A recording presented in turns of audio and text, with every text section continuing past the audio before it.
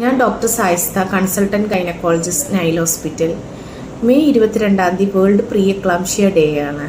Pre eclampsia എന്ന് പറയുമ്പോൾ ഗർഭിണികളിൽ 5 മാസത്തിന് ശേഷം കാണുന്ന ഉയർന്ന BP-യും അതിനോടൊപ്പം തലവേദന, കണ്ണിലിരുട്ട് കയറുക, നെഞ്ചരിച്ചിൽ, ഛർദി, കാല് രണ്ടിലും നീര് വെച്ച് വരിക, ഇതെല്ലാമാണ് പ്രീ എക്ലാംഷ്യ എന്ന് പറയുന്നത്.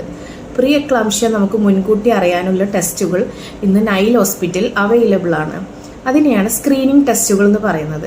സ്ക്രീനിങ് ടെസ്റ്റ് ചെയ്തിട്ട് അത് പോസിറ്റീവ് ആണെങ്കിൽ ആസ്പിരിൻ ഗുളികകൾ നമ്മൾ 16 വീക്കിന് മുന്നേ തുടങ്ങുകയാണെങ്കിൽ ഒരു 70 to 80% പ്രീ എക്ലാംഷ്യ വരുന്നത് തടയാൻ സഹായിക്കും.